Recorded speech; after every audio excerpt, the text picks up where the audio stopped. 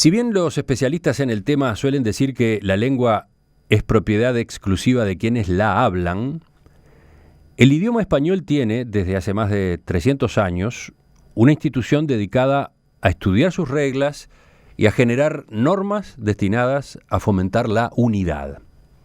Ya saben de quién estoy hablando, ¿no? Sí, de la Real Academia Española. Entonces, ¿de quién es el idioma español? ¿Qué es, en definitiva, hablarlo bien o hablarlo mal? ¿Cómo debemos pararnos ante la avalancha de palabras que atraviesan las fronteras del idioma y se instalan en nuestro vocabulario sin esperar que un cuerpo de académicos vote si deben formar parte o no de la nueva edición del diccionario de la Real Academia? Hoy está con nosotros un invitado ideal para conversar a propósito de estos temas. Se trata del filólogo Darío Villanueva, director de la Real Academia Española, que por estos días se encuentra en nuestro país, sobre todo en su función de presidente de la Asociación de Academias de la Lengua Española. Profesor Darío Villanueva, buen día. Gracias por acompañarnos. Muchas gracias por su invitación. También le agradezco la presencia al profesor Adolfo Elizainzín, que desde la Academia Nacional de Letras es de algún modo su anfitrión y su compañero de viaje, ¿no? Porque ambos están llegando de Chile. Es verdad, desde Chile llegamos el sábado. Compartimos un amable almuerzo uruguayo ayer domingo y hoy tenemos un día muy cargado con entrevistas y la actividad en la propia academia, etcétera. Sí, es verdad. Empecemos entonces, profesor Villanueva, por aclararle mínimamente a los oyentes qué es esta institución, qué es y qué hace la Real Academia Española. Sí, nacimos hace 300 años como una iniciativa de 8 personas preocupadas simplemente por el conocimiento de la lengua española y sobre todo por la influencia muy fuerte que entonces estaba ejerciendo sobre ella el francés.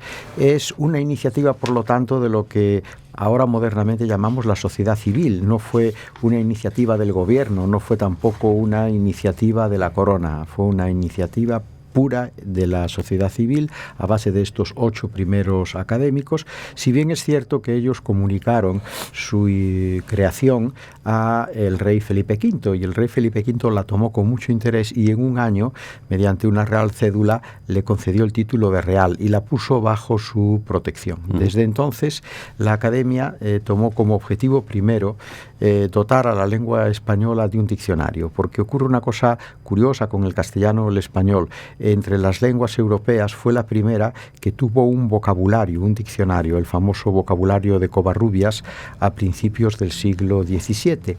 Pero luego ese diccionario, que era un diccionario meritorio, pero científicamente bastante endeble, se vio superado por el diccionario que en Italia hicieron los miembros de la llamada Academia de la Crusca en Florencia, y luego también el diccionario francés de la Académie Française, ¿no? Entonces pensaban ellos que España estaba en manifiesta desigualdad, estaba en inferioridad y que casi era un oprobio nacional ese fallo. Se pusieron a trabajar y crearon el famoso diccionario de autoridades en 6 tomos que empezó a publicarse en el año 1726 y que acabó en el año 39. Y luego siguieron con una ortografía, con una gramática, y eso es lo que hemos venido haciendo desde entonces hasta ahora. Hemos cumplido 300 años fundamentalmente dedicados a ese cometido. Usted destacaba que la Real Academia Española fue una iniciativa de la sociedad civil y de hecho hoy continúa siendo una institución privada. Sí, es una institución privada, pero de derecho público. ¿Cómo es esto? Sí, es una fórmula jurídica. Yo no soy jurista, pero en el régimen legal español existe tal posibilidad, ¿no? Algo parecido ocurre con las fundaciones y en consecuencia mantenemos ese estatuto, seguimos vinculados de manera muy directa a la corona. El Estado español hace un aporte anual a la Real Academia, pero esta tiene otras fuentes de ingresos. Exactamente. Sí, en los momentos mejores el Estado aportaba algo menos del 50% de nuestro presupuesto. Ahora, con la situación de crisis económica que vive nuestro país, en los últimos 3 años hemos visto rebajada la aportación del Estado en un 60%. Pero la Academia tiene otras 2 fuentes de financiación. Una, que viene de atrás, es la venta precisamente de las gramáticas, de los diccionarios, de las ortografías y de otras obras académicas de tipo literario, ¿no? Aquí también estamos pasando malos momentos porque el mundo editorial está muy constreñido en este momento. Y por último, desde hace 22 años contamos con un instrumento muy eficaz, que es una fundación pro Real Academia que constituyó el rey Juan Carlos I, y con una decidida adhesión del que entonces era presidente del gobierno, Felipe González. Entonces es una fundación que tiene un capital importante, y con los rendimientos financieros de ese capital nos ayuda todos los años a nuestro presupuesto. Lo que también ocurre es que los rendimientos financieros están bajando últimamente, como todo el mundo sabe, ¿no? Sí, usted ha hablado desde que asumió como director en enero pasado que uno de sus desafíos es equilibrar las cuentas. Exactamente, sí. O sea, hoy la Real Academia no está teniendo que endeudarse, tapa sus agujeros con ese respaldo que tiene de lo generado por la fundación, etcétera, pero en algún momento ese apoyo, ese fondo se va a terminar, así que hay que tomar medidas. Sí, pero estoy bastante satisfecho, incluso por noticias muy recientes que puedo transmitir a nuestros oyentes, ¿no? Aquí en Montevideo. Esta semana pasada, hace ahora 7 días, hemos puesto en línea, en la red, de nuevo de acceso gratuito, la 23ª edición del Diccionario de la Lengua Española. Es una oferta que está teniendo un éxito enorme. Por ejemplo, el mes pasado, en el mes de septiembre, aunque todavía era la versión anterior, tuvimos 41,5 millones de consultas. En el año 14, el diccionario en línea lo consultó de media 40 millones, hubo 40 millones de consultas, no son personas distintas porque una persona puede hacer varias, ¿no? 40 millones de consultas mensuales de media. Y nosotros hemos conseguido esta vez un patrocinador, es decir, una entidad bancaria catalana ha decidido apoyar a modo de patrocinio esa oferta gratuita y pública del diccionario, y por una cantidad que nos viene a ayudar de manera francamente decisiva en nuestro desequilibrio presupuestario. Ese es sin duda una buena noticia, porque las publicaciones de la Real Academia, como usted señalaba recién, las publicaciones en sí, como fuente de ingresos, habían ido perdiendo peso por muchas razones. Por la crisis, pero además por el avance de las nuevas tecnologías, por el pasaje de muchas de las personas que suelen consultar el diccionario de la Real Academia a la consulta online. Si ahora ustedes logran que la consulta online les signifique un ingreso, ahí empiezan a acomodarse las cosas, ¿no? Es así, exactamente. Es algo, lo cual no quiere decir que nosotros estemos decididos a prescindir del diccionario libro. Nosotros vamos a seguir haciendo el diccionario libro, pero cambia el orden de los factores. Hasta ahora el diccionario era un libro que se digitalizaba. A partir de ahora el diccionario va a ser un diccionario de planta y de concepción digital del que haremos libros. ¿Cuándo vendrá la edición en papel de esta versión del diccionario que acaba de darse a conocer? Ya está, esta versión en papel ya estaba presentada hace un año. Ah, perdón, en este caso fue primero el papel y después el digital. Y ahora en adelante es que cambia. Será al revés, claro, en adelante. Ahora estamos ya empezando precisamente en la reunión de Chile, porque además también quiero yo decir que aunque estemos hablando de Real Academia Española, cuando hablamos de diccionario, cuando hablamos de gramática, cuando hablamos de ortografía, en este momento hablamos de la Asociación de Academias de la Lengua Española. Es decir, son obras que asumimos todos, que que elaboramos entre todos y cuya doctrina es el resultado del consenso, y parte también de los rendimientos se distribuyen entre todos los miembros de ASALE. Entonces, ahora en Chile trajimos un documento con las bases de lo que va a ser el nuevo diccionario, porque habiendo cumplido 300 años, como hemos cumplido, es curioso, viene a coincidir con un momento casi diríamos de refundación del diccionario. Las cosas están cambiando tanto que hay que replantear desde el principio el diccionario para hacerlo aborígine, desde el principio un diccionario digital. Entonces este documento ha quedado en poder de todas las academias, la filipina, las academias de América, y ahora, por cierto, otra novedad que me gusta transmitirles es que está creada recién la Academia Ecuatoguineana de la Lengua Española, porque en África, Guinea Ecuatorial es un país que tiene el español también como lengua oficial, en donde el español se habla, no es solo una declaración legislativa, sino que es algo vivo y natural. Y entonces vamos a incorporar como 23ª academia la Academia Ecuatoguineana de la Lengua Española, ¿no? Entonces este documento lo vamos a estar trabajando, y como tenemos Congreso de las Academias en México el próximo mes de noviembre, allí lo vamos a aprobar, y a partir de ahí entre todos vamos a establecer la planta de un proyecto muy ambicioso pero muy esperanzador, que es el nuevo diccionario de base digital de la lengua española, que será la 24ª edición del diccionario.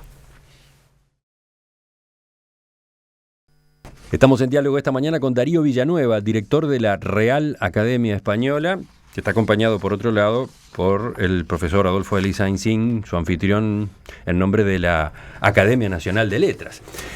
Profesor Elizainzin, cuando usted entienda que hay algo para agregar, por supuesto muy que bien, el micrófono está a su disposición. Ok, gracias. Pero quería preguntarle entonces ahora, a partir de toda esta introducción que hicimos, quería preguntarle al profesor Villanueva, ¿cuál es el papel de una academia de la lengua, de la RAE en este caso, en coordinación con las academias de los distintos países? Lógicamente somos, como decía, 22 academias, dentro de poco seremos 23 con la ecuatoguineana. Por cierto, una de ellas, la anteriormente creada, la ecuatoguineana, es la Academia Norteamericana de la Lengua Española, es decir, que en Estados Unidos de América del Norte hay una Academia de la Lengua Española.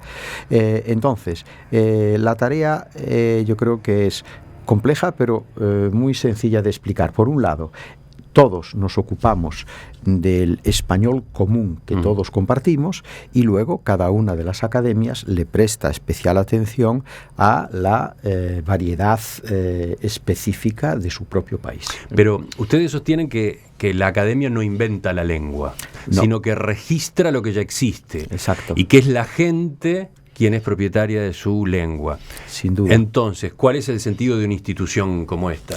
De todos, siendo es así, de manera absolutamente cierta, que la lengua la crean los hablantes la hacen evolucionar. Cada generación se incorpora al uso de la lengua con una visión distinta de ella y la enriquece. Pero es necesario que exista algún organismo encargado de asentar los grandes códigos de la lengua. Eso sí que los hablantes no lo pueden hacer, porque no está dentro de su competencia ni de su disponibilidad. Es decir, una institución en donde expertos precisamente en el estudio de la lengua vayan consolidando los grandes códigos del idioma, que son, por un lado, la gramática fundamental, por otro lado, la ortografía, no menos importante, porque la ortografía es la que permite que una misma lengua sea escrita con los mismos signos en partes distintas, ¿no? Por ejemplo, nosotros tenemos la suerte que desde el siglo XIX y con una gran generosidad por parte de América y una influencia extraordinaria de la figura de Andrés Bello, llegamos a un acuerdo de unificación ortográfica. Hay otras lenguas que no han llegado todavía a ese acuerdo. Por ejemplo, es el caso del portugués, que tiene unas dificultades grandes entre la ortografía de Brasil y la ortografía ortografía de Portugal. Y luego está también el diccionario. El diccionario realmente no es un código, pero es la recopilación de las palabras, no de todas, porque un diccionario tiene una capacidad. En el diccionario no podemos meter todo el español, sin embargo ahora el diccionario digital sí que puede llegar a aspirar a ponerlo todo. Casi podría ponerlo todo. No tiene, entonces esta función, preparar gramáticas, ortografías, diccionarios, esto sí que el hablante no tiene capacidad ni tiene la responsabilidad de hacerlo, y ahí es donde entramos las academias. Pero, por ejemplo, la Real Academia Española o las academias, ¿aprueban o rechazan palabras? No, registran palabras, procuran, en el caso de, por ejemplo, los extranjerismos, procuran sugerir las formas de adaptación de los extranjerismos que sean más genuinas, más adaptadas al espíritu de nuestra lengua, pero siempre acaba recogiendo y reconociendo la voluntad soberana de los hablantes. Estoy mirando el último mensaje que llegó desde la audiencia, fructuoso, que dice: acabo de escuchar al invitado adjunto, supongo que se refiere al profesor Elisa Aincin, que aceptaba intervenir y lo dijo con un ok. ¿Pertenece esta expresión a la lengua española? No. Quiere saber el oyente, que es muy perspicaz, muy detallista. Ya lo veo, sí, sumamente. No pertenece, ¿no? Pero está como incorporado al uso habitual, por lo menos de esta zona, ¿no? Enseguida vamos a discutir este tipo de asuntos en la segunda parte de la entrevista. A esta altura, la amplia mayoría de nosotros sabe lo que es una selfie, ¿verdad? Sin embargo, no está tan claro si debe formar parte o no del lenguaje español.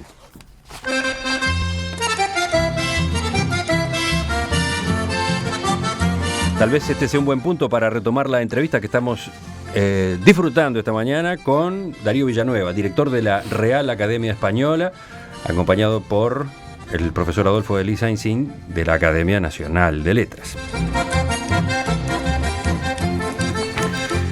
Profesor Villanueva, leía en una entrevista que le hacían hace algunas semanas que esa palabra selfie ha generado mucha controversia entre los académicos. Sí, es una palabra de reciente irrupción en el español, muy unida a una moda que incluso llegó a popularizar el propio presidente Obama cuando hizo unas fotos de este tipo en Sudáfrica, ¿no? Sí, nosotros la hemos analizado. La cuestión está en si tenía que entrar o no en el diccionario de la lengua española. Y generalmente en esto la academia lo que hace es guardar una cuarentena, porque hay unas palabras que yo llamo palabras globo, que son palabras, neologismos, extranjerismos, que aparecen con muchísima fuerza, muchas veces vinculadas a una moda, pero que luego se desinflan. Pasado un poco tiempo, pierde fuerza la palabra porque la moda deja de tener tanta actualidad, ¿no? Entonces, pero mi pregunta es, ¿por qué habría que incorporar la palabra selfie al idioma español?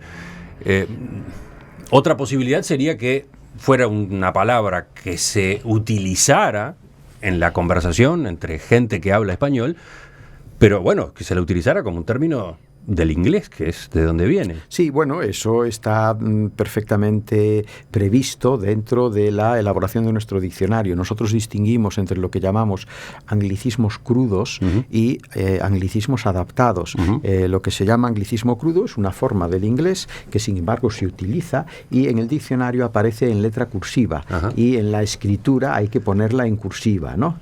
En cambio hay otros anglicismos que se adaptan de un modo o de otro al español. español, ¿no? ¿Qué ocurre? Aquí tenemos muy en cuenta la frecuencia de uso. Un selfie o una selfie, siempre hay el problema también de los géneros, ¿no? Que es además es masculino o femenino. Exactamente. No deja de ser una autofoto. Exacto. ¿No? Autorretrato. Pero quizás el autorretrato, como ya tiene una significación de suyo anterior, ¿no? Esa casilla está como ocupada. En cambio, autofoto, que refleja muy bien lo que un selfie es. Nosotros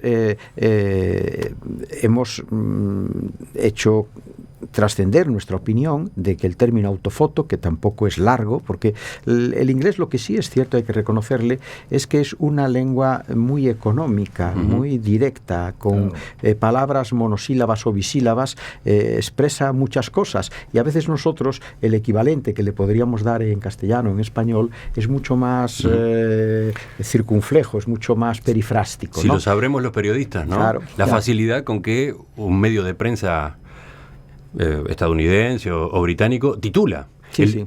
Requiere menos espacio para titular es que un medio uruguayo o español. Sí, bueno, de todos modos, a veces no ocurre así. Fíjense, el otro día tuve un trayazo lingüístico viajando por La Mancha de Don Quijote, la provincia de Ciudad Real. En medio de ese páramo, muy hermoso por otra parte, me encontré con un local no de buena nota, de carretera, que se anunciaba con unas grandes letras de neón que decían Showgirl Low Cost. Y eso en español sería algo así como burdel barato. Es decir, que con dos palabras españolas pudo haber sido más breve en español. Claro, en ese caso sí que nosotros hubiésemos podido ganarle al inglés. Pero quizás la idea de poner ese nombre en inglés era darle una cierta categoría. Claro, ese es el problema. El prestigio de otra cultura. Es así. Por eso estamos ahora preparando con la Academia de Publicidad un simposio acompañado de una campaña publicitaria para frenar el uso en la publicidad de términos ingleses innecesarios, simplemente porque se considera que dan un valor añadido de prestigio y de calidad a las cosas, ¿no? Y eso es desesperante, eso es una forma de papanatismo desde una lengua rica y potente como es la nuestra, ¿no? Vayamos a otro ángulo en estas mismas discusiones. Hace un par de años se organizó desde Uruguay, una campaña denominada Borremos el racismo del lenguaje, en la que se solicitaba a la Real Academia Española la eliminación del diccionario de la expresión como un negro. ¿no? Trabajar como un negro. Por ejemplo, estuve trabajando como un negro. Sí. ¿Cómo se procesa en la Real Academia Española y en el diálogo con las academias este tipo de planteos? Sí, nosotros tenemos muy claro en este sentido que no podemos hacer un diccionario censurado. Nosotros no podemos elaborar diccionarios políticamente correctos, sencillamente porque la lengua no es políticamente correcta. Ya Aristóteles en la Política dice aquello que yo siempre suelo citar, de que las palabras sirven para lo justo y para lo injusto, sirven para lo conveniente y para lo que no lo es. Las palabras sirven para ser educado, para ser cortés, para ser justo, pero también sirven para ser canalla, para ser injusto, para ser arbitrario. Sirven para ser racista, sirven para ser machista. Y eso no es culpa del diccionario que recoja esas palabras. Eso es algo que está en la sociedad y luego cada individuo es el que sabe qué palabras debe de utilizar en función de su conducta y de su comportamiento. Nosotros no podemos hacer un diccionario seráfico, angélico, un diccionario solo de las palabras bonitas, porque eso sería simplemente ejercer una forma de censura. Fíjese, el diccionario primero que hizo la Academia, conocido como Diccionario de Autoridades, empezó en el año 1726. En el prólogo dice: este diccionario no contendrá nombres propios, lo cual es normal porque los nombres propios pertenecen a las enciclopedias, y también añade aquellas palabras que designen desnudamente objeto indecente.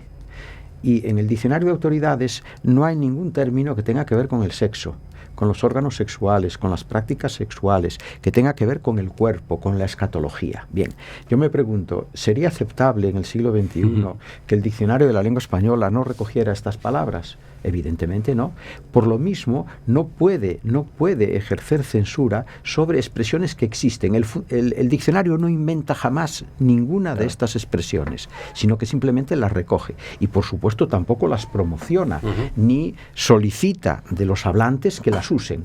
Pero las palabras tienen que estar registradas y las expresiones también. Por cierto, en relación a esto, tengo que decirle que la víspera de venirme para Chile, en la televisión española, hubo una entrevista con la comunidad china, y que son enormemente trabajadores. Y entonces una de las mujeres entrevistadas, que ya hablaba un español muy bueno, decía: sí, nosotros trabajamos como chinos, pero disfrutamos como españoles, porque también existe la expresión trabaja como un chino y trabaja como un negro. Bueno, yo francamente tampoco creo que haya ahí ninguna voluntad, porque se suele decir de personas al margen de su color de piel. Es decir, yo he trabajado hoy como un negro, y no se dice con ningún afán peyorativo. Profesor Licencín, aquí en la Academia Nacional de Letras fue sencillo intermediar en este asunto. ¿Cómo se lo terminó resolviendo? Sí, bueno, hemos tenido en su momento entrevistas con el colectivo que promocionaba el pedido a la Real Academia, o a Sale, digamos, de quitar trabajar como un negro del diccionario. Y después de varias intervenciones o varios encuentros conmigo y con otros académicos, yo creo que quedó claro esta posición, que es la de todas las academias que acaba de exponer don Darío, ¿no? No podemos. Además, yo usaba otro argumento en el momento en que hablaba con esta gente, en el sentido de que trabajar como un negro seguramente está registrado en infinidad de textos escritos de la lengua. Supongamos que el diccionario quita esa expresión trabajar como un negro, que además a mí no me parece peyorativa, al contrario, me parece que habla bien de la persona que dice de sí mismo. Por ejemplo, trabajé como un negro, quiere decir trabajé mucho. Bueno, así que, bueno, pero hablando nada más que de los textos posibles donde aparece la expresión, pues un lector que encuentre, trabajé como un lector de donde sea, de español, de la lengua que fuera, encuentra trabajé como un negro, va al diccionario a ver qué quiere decir y no lo tiene. Entonces eso no puede ser. El diccionario no puede censurar, tiene que mostrar lo que hizo. Y no significa que estemos de acuerdo para nada con con la cosa peyorativa de la palabra negro, para nada. ¿Qué dice la Real Academia a propósito de los movimientos a favor del lenguaje inclusivo? Creo que ese es un punto que está ideal para la tercera parte de esta entrevista, enseguida. Profesor Villanueva, últimamente existe un movimiento muy fuerte que promueve que el idioma español introduzca una perspectiva de género. En esta región de América Latina se ha empezado a hablar insistentemente de presidentas, intendentas, gerentas. ¿Cómo lo ve usted desde su condición de académico de la lengua? Sí, esto último que usted me dice, Emiliano, está totalmente aceptado. Si vamos al diccionario online, la palabra presidenta existe. Existe, claro. Igual que, por ejemplo, esto es el resultado de la evolución de la sociedad. Por ejemplo, antaño en el diccionario existía la palabra embajadora, pero embajadora significaba la esposa del embajador.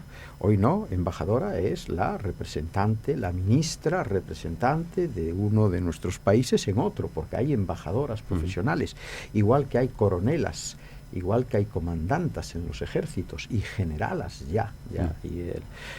Otra cosa distinta es el problema de los dobletes, es decir, considerar que el masculino cuando hablamos en términos generales, no es inclusivo del femenino.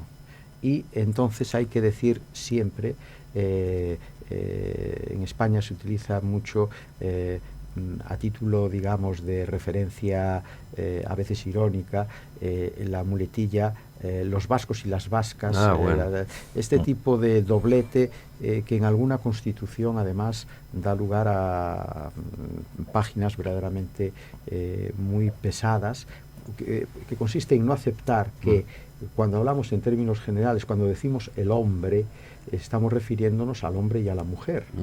El idioma es una convención. Pero entonces, a ver, pasando el limpio, presidenta hoy ya está totalmente aceptado. Sí. Pese a que en realidad no sería necesaria esa palabra. No sería necesaria. Porque la palabra presidente define a quien preside. Sí. Ese es el significado, además, sea hombre o sea mujer. Sí, y además presidente no tiene la O, que es el morfema que designa el género masculino, ¿no?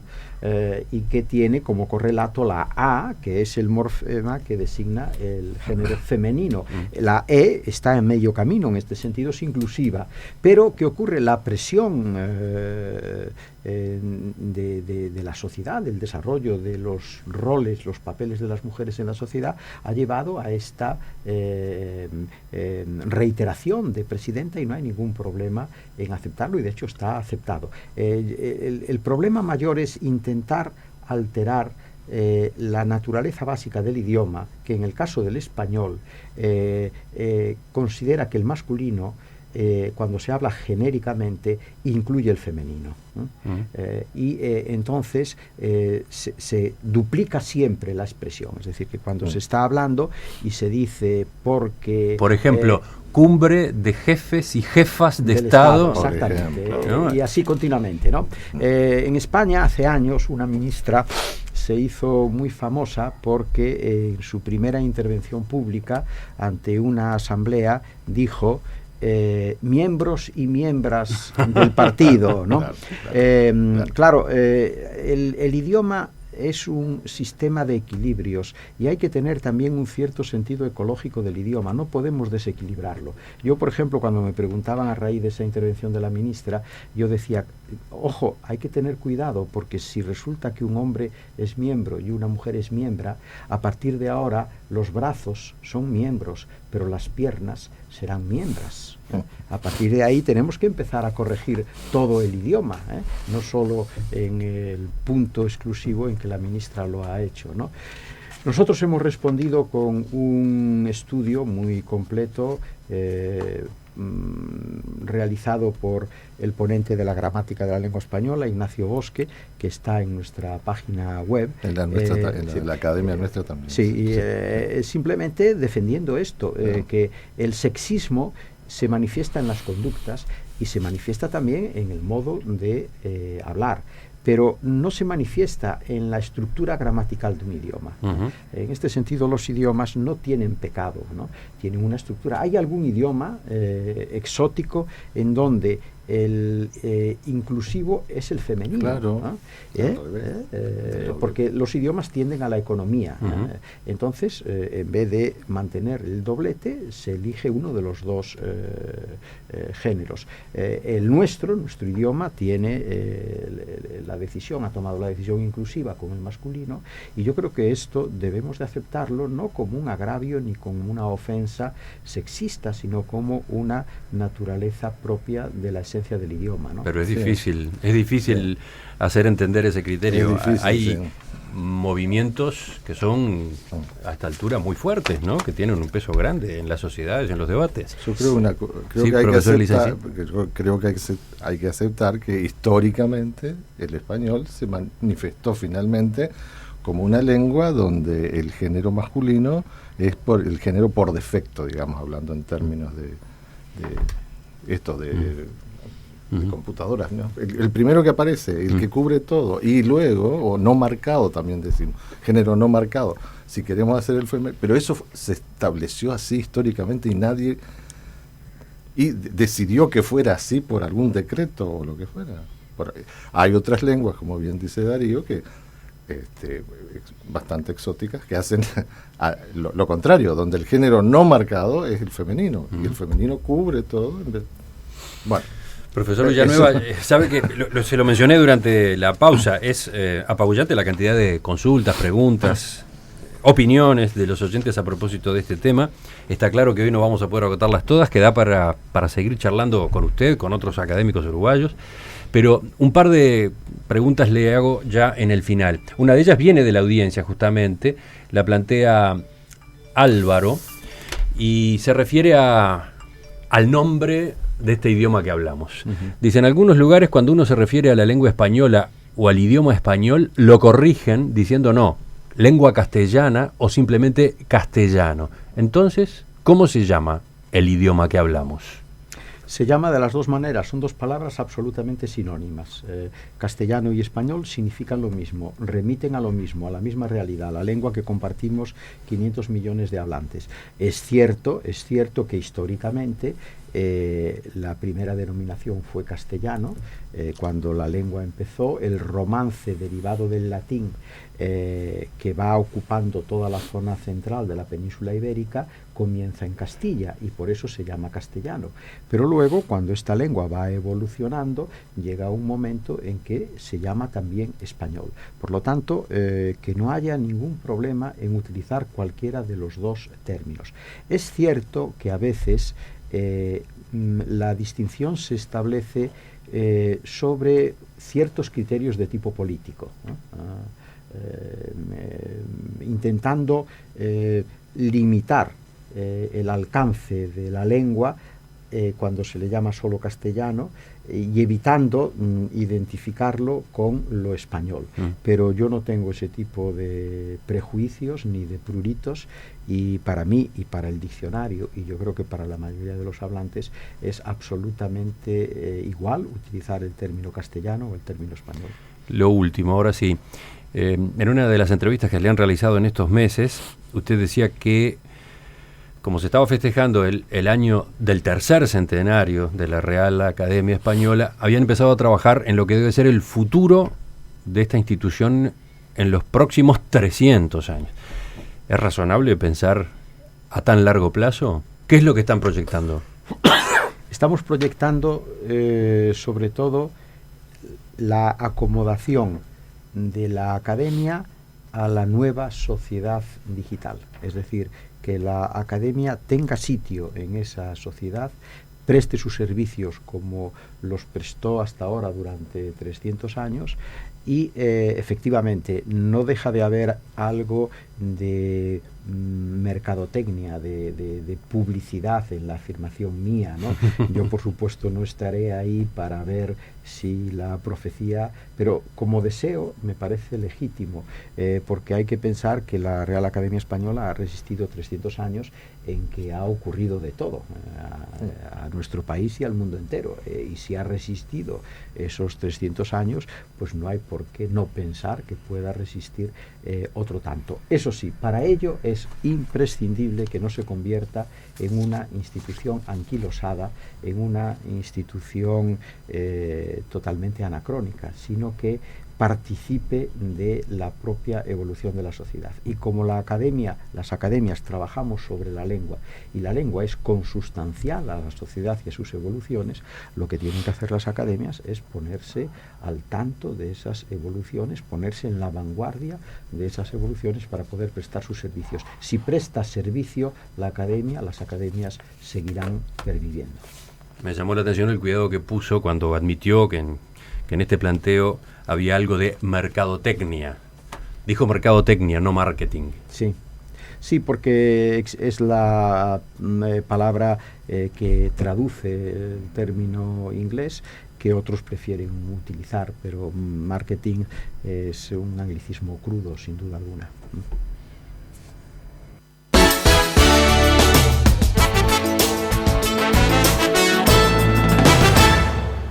Profesor Darío Villanueva, director de la Real Academia Española, profesor Adolfo Elizainsín, que ha estado con él en nuestros estudios en nombre de la Academia Nacional de Letras. Gracias a ambos por la visita. Muy bien. Muchas gracias. Muy amable. Volvemos a tomar estos temas con otras voces próximamente, ¿les parece? Sí, Muy bien, encantado. muy bien. Ahora seguimos porque ya viene la mesa de En Perspectiva de este lunes.